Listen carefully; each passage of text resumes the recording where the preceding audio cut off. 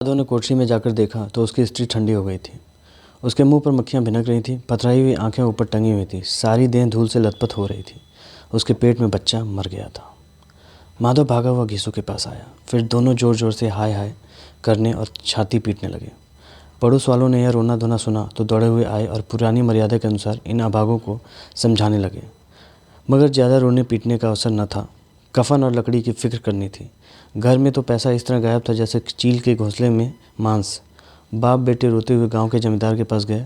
वह इन दोनों की सूरत से नफरत करते थे। कई बार इन्हें अपने हाथों से पीट चुके थे, चोरी करने के लिए, वादे पर काम न आने के लिए। पूछा, क्या क्या बे घिसुआ, रोता क्यों है? अब तो तू कहीं दिखलाई भी नहीं देता, मालूम होता है इस गाँव में रहना ही नहीं चाहता। घीसू ने ज़मीन पर सिर रखकर आंखों में आंसू भरे हुए कहा, सरकार, बड़ी विपत्ति में हूँ। माधव की घरवाली गुजर गई, रात भर तड़पती रही। सरकार, हम दोनों उसके सिरहाने बैठे रहे, दवा दारू से जो कुछ हो सका सब कुछ किया, पर वह हमें दगा दे गई। अब कोई एक रोटी देने वाला भी न रहा। मालिक तबाह हो गए, घर उजड़ गया। आपका गुलाम हूँ, अब आपके सिवा कौन उसकी मिट्टी पा लगाएगा? हमारे हाथ में जो कुछ था वह सब तो दवा दारू में उठ गया। सरकार की ही दया होगी तो उसकी मिट्टी उठेगी। आपके सिवा किसके द्वार पर जाऊं? जमींदार साहब दयालु थे, मगर घीसू पर दया करना काले कंबल पर रंग चढ़ाना था। जी में तो आया कह दें, चल दूर हो यहाँ से, यूँ तो बुलाने से भी नहीं आता। आज जब गरज पड़ी है तो आकर खुशामद कर रहा है, हरामखोर कहीं का बदमाश। लेकिन यह क्रोध या दंड का अवसर न था। जी में कुड़ते हुए 2 रुपये निकाल कर फेंक दिए, मगर सांत्वना का एक शब्द भी मुँह से न निकला। उसकी तरफ ताका तक नहीं, जैसे सिर का बोझ उतारा हो। जब जमींदार साहब ने 2 रुपये दिए तो गांव के बनिए महाजनों को इनकार का साहस कैसे होता। घीसू जमींदार का ढिंढोरा पीटना जानता था।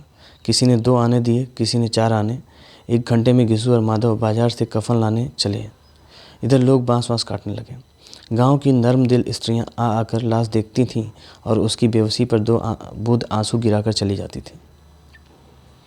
बाजार में पहुंचकर घीसू बोला, लकड़ी तो उसे जलाने भर की मिल गई है, क्यों माधव?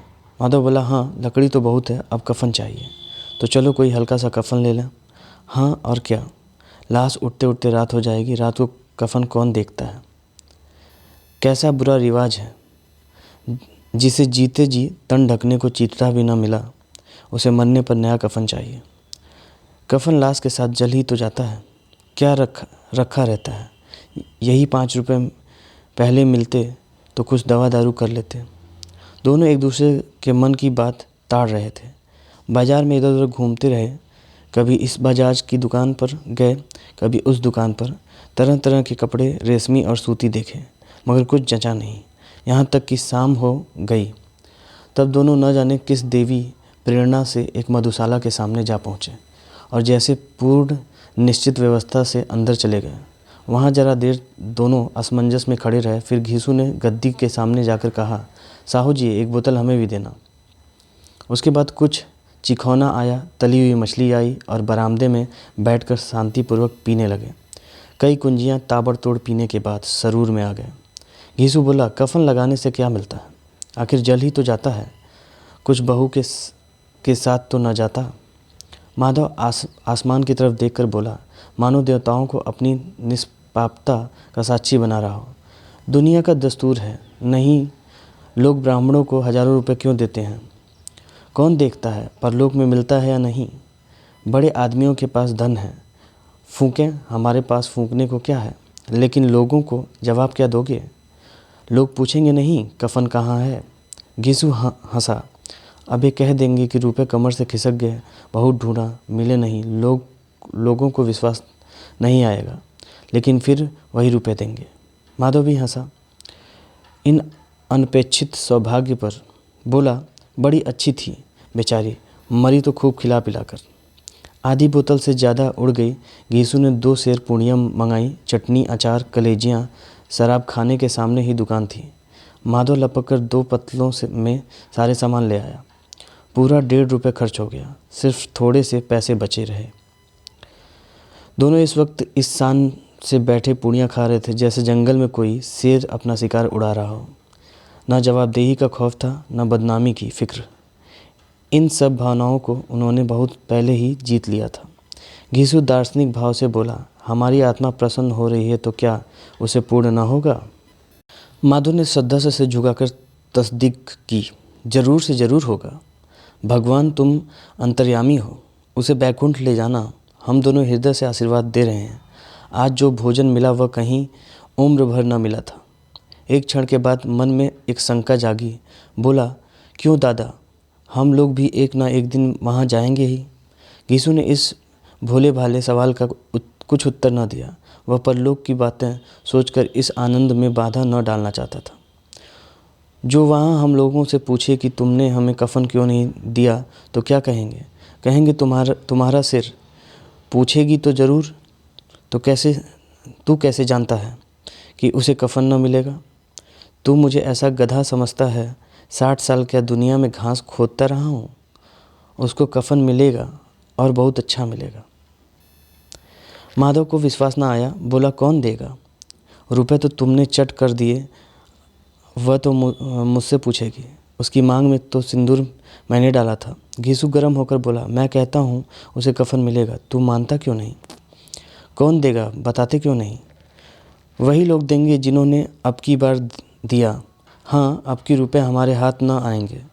ज्यों-ज्यों अंधेरा बढ़ता था और सितारों की चमक तेज होती थी, मधुशाला की रौनक भी बढ़ती जाती थी।